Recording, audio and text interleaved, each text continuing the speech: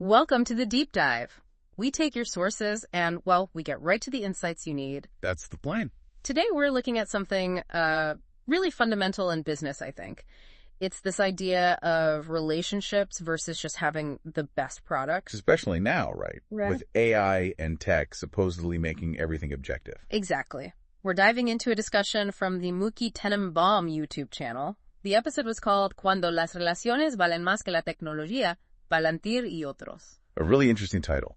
Tells you where they're going with it. Yeah, and our mission here is basically to understand how these personal connections, these institutional ties, how they can really drive business success. Sometimes maybe even more than how good the actual product or service is. Right. And what does that mean for, how we should think about a company's actual value? Good question. So the source conversation, it kicks off with this initial thought about AI. The idea that AI, because it's objective, or supposed to be, it should lead to a pure meritocracy. That was the expectation, wasn't it? That AI would just find the best purely on capability. Level the playing field. Identify the superior option, objectively. But almost immediately, the discussion pivots. It does. It goes straight to, hang on, relationships, those human connections, they're still incredibly powerful, even when you're trying to evaluate tech. Which makes you wonder, can you ever really separate pure merit from who you know? Are those decisions ever truly clean? Or always, a little bit colored by trust and history? So to make this concrete, they use a great little everyday example. The local baker, the panadero. Yeah, I like this one. Think about it. If you go to the same bakery all the time. You're regular. Exactly. You probably get, warmer smile. Maybe they save you your favorite thing. Yeah. The best mignonnes, as the source puts it. It's not because you somehow objectively deserve the best pastry that day. Nope. It's because you built that relationship. A little bit of preferential treatment. And it seems small, but they argue this mirrors what happens in, much bigger arenas. Finance, tech evaluations. Which leads them right into the Palantir example. Yes, Palantir. A big name, especially in certain circles. Right. And the key point in the discussion is that their main clients, the U.S. military, the defense sector, big players. Yeah, and these contracts are huge. We're talking tens, hundreds of millions of dollars. But here's the kicker, according to the source. Palantir isn't necessarily winning these just because their AI is light years ahead of everyone else. Or because their public track record is spotless. No. It's often framed as being about the deep relationships they've built up over years, especially with the Department of Defense. Long-standing ties. Exactly. And those consistent contracts. That signals stability to investors, future revenue. Which, naturally, can boost the stock's value. People see those government deals locked in. It's that trust, that understanding built over time. It's hard for a newcomer, even with amazing tech, to just walk in and replicate that. So it raises a really interesting question, doesn't it? Is having those connections, building them, is that a form of merit in itself? That's a tricky one. You could argue, building and maintaining those high-level relationships takes skill, strategy. It's not easy. Definitely not. So maybe it is a kind of merit. But it's different from purely technical merit, Yeah, it's relational merit, maybe. And there's also the whole geopolitical angle when governments are choosing suppliers, right? Oh, absolutely. Especially for defense, critical infrastructure, national security, strategic alliances. Those factors weigh heavily. It's not just a software bake-off. The source also mentions the sort of default assumption investors might have. That everyone has the same information. A level playing field. Yeah. But the point is, the real impact of these deep relationships on decisions, that's not always obvious to the average investor looking from the outside. That's a key thing for you, the listener, to grasp. You might know company X has government contracts, but how much did personal history influence that deal? And future ones? It's often opaque. And the source suggests this Palantir situation, it's maybe becoming more the rule than the exception. Less of an outlier, yeah. More of a common pattern in certain sectors. Okay, so moving beyond just Palantir, the discussion then draws a parallel to politics. Political connections influencing business. Right. Think about lobbying, political affiliations, how they can impact big companies. The source mentions, people speculating. Like, if Party A wins the election, Sector X will benefit. Exactly. That kind of speculation happens all the time. But the source also notes politics is inherently uncertain, right? Promises made on the campaign trail don't always become policy. Things change. Precisely. Election results, policy shifts. It's unpredictable. But maybe, the source hints, those established relationships for contracts, that might be a more reliable factor to analyze sometimes. Interesting. Okay, so if it's not always the best product that wins, what should investors be looking for, beyond just the specs? This is where it gets really practical. The discussion highlights a few key factors. First one seems obvious after the Palantir discussion. Yep, those historical, political, or government relationships. Who knows who? Who has the long-standing ties? Okay. Then, closed academic networks. That's an interesting one. It really is. Think about startups founded by grads from, say, MIT or Stanford. Prestigious schools. Very. And often, they have an easier time getting initial funding or making key connections simply because of that alumni network. It's like a built-in web of trust and opportunity, almost. You could say that. Mm-hmm. Now, the source also briefly mentioned something more. Speculative. Oh. Yeah, the idea that some people might even look at things like social club affiliations or other groups, like Freemasons were mentioned as an example people might consider, Right. as indicators of connections. Right, but it's crucial to stress the source wasn't endorsing this, just noting it's something some people talk about. Exactly. It was presented as an observation of a belief some hold, not as a recommended investment strategy or validation. The focus stays mainly on professional and verifiable networks. Got it. Okay, next factor. Hiring former employees from big tech. Amazon, Google. That makes a ton of sense, doesn't it? If you bring someone in who worked at Google. They bring their contacts. Their network, yeah. Plus, they know how those big players operate. And just having ex-Google on the team list adds credibility. Could definitely open doors for partnerships, contracts, maybe even getting acquired down the line. For sure.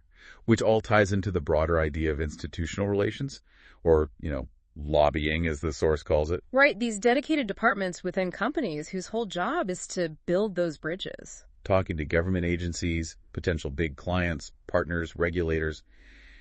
Nurturing those relationships is critical, especially for larger companies or those in regulated industries. And companies often want you to know about their key hires' backgrounds, don't they? Oh, yeah.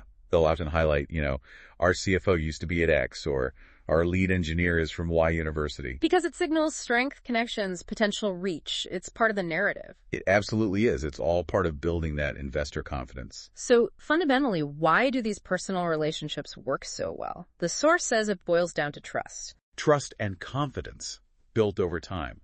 Repeated positive interactions. That's the bedrock. And the Palantir example is maybe extreme because it's government, where trust and stability are paramount. Exactly. Those relationships with government entities can be incredibly stable and valuable over the long haul. Now let's bring AI back into it. Can AI help uncover these networks? That's a fascinating possibility the discussion touches on. They mention a journalist tracking official visits to figure out influence. Avoid mapping out who's meeting with whom. Right. So imagine AI doing that on a massive scale, analyzing social media, news articles, professional networks like LinkedIn. To map out who knows who. Schoolmates, former colleagues, common friends. Potentially, yes. You could see that becoming a business itself, couldn't you? Relationship intelligence. Definitely. Because for most investors, you can't possibly do that deep dive yourself for every single company. No way. But you can bet that big hedge funds, major investment firms, they likely already have teams or methods trying to piece together exactly these kinds of connections. Makes sense. But it's not always about the CEO or the founder, right? The source talks about the star salesperson. Yeah, that's a great point.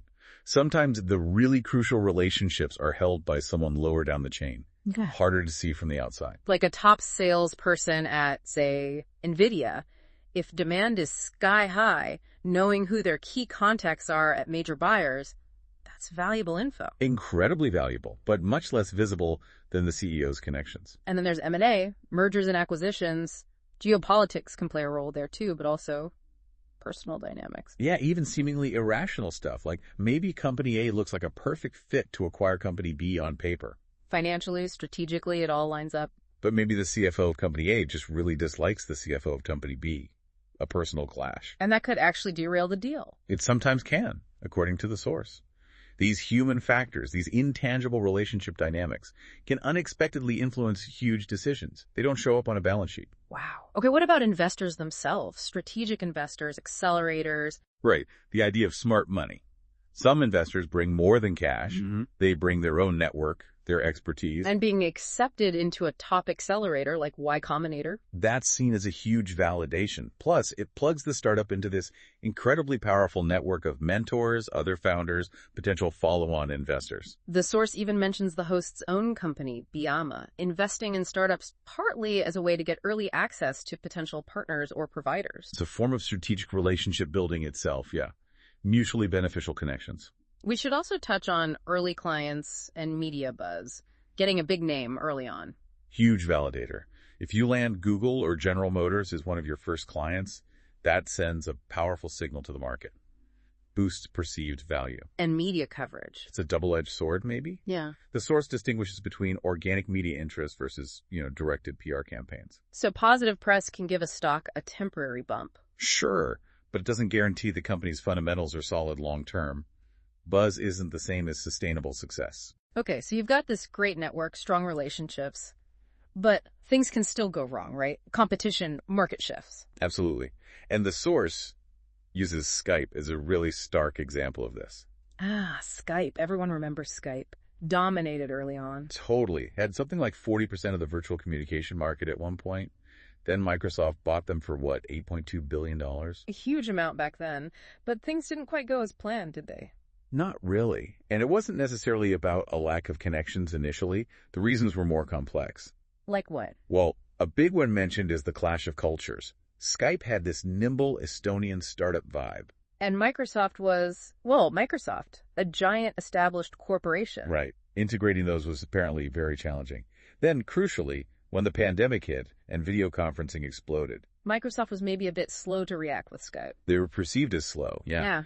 And competitors like Zoom just seized the moment. Plus, Skype's quality reportedly declined over time. And Microsoft ended up focusing more on Teams for business anyway, right? Yeah, exactly. Teams became the strategic focus, especially for enterprise. They didn't really leverage Skype's massive existing user base effectively during that critical period. So it's a cautionary tale about how even a dominant player with strong backing can falter due to internal issues, culture clash, slow adaptation. Definitely. It echoes other big mergers that struggled with integration, like AOL and Time Warner way back. But then you have counterexamples, right? Successful acquisitions. Yeah, the source contrasts it with things like Facebook buying WhatsApp or Google buying Waze. In those cases, the acquired company's core, its culture, was largely kept intact. Google's approach with Waze is sometimes compared to the Roman Empire. Yeah. Letting conquered territories keep their customs as long as they paid taxes. Google let Waze be Waze, mostly. Interesting analogy. So preserving the acquired entity's strengths can be key. It seems so. Integration is really, really hard. Okay, before we wrap up, were there any other sort of relational factors mentioned? A couple of quick ones. Friends and family in decision-making roles. Family ties might be obvious, but close friendships are harder to spot. Though maybe AI could analyze social networks for that down the line. Potentially. Also, the impact of influencers or celebrity endorsements can give a boost, but it's not always sustainable or even positive. And finally, the buzzword factor. Just the idea that if you see a company increasingly using and being associated with relevant trending terms, it can sometimes signal momentum. Not always, but sometimes. Okay, so putting it all together, when you're looking at a company, you really need to consider this whole web. Absolutely. It's not just the financials, not just the product. It's the government ties, the academic roots, the key hires backgrounds, the strategic investors, the potential cultural fit if there's M&A. It gives you a much richer picture of the company's real potential, its resilience. A far more comprehensive view than just looking at the surface level stuff. So I guess the big takeaway for you, our listener, is that in business, especially high-stakes areas like AI and tech, it might not always be the best product that wins. Often, it might actually be the best connected product or company. Recognizing that is pretty crucial for making informed judgments. Yeah, it really changes how you might evaluate opportunities. Fascinating stuff. So, the final thought we want to leave you with today. In this world, awash with data, how can you, as an individual investor, effectively use information about these relationships, these often hidden networks, to get a clearer picture? And what ethical questions pop up as AI gets better and better at potentially uncovering all these connections? Something to definitely think about. Definitely. Thanks for diving deep with us today. Thank you.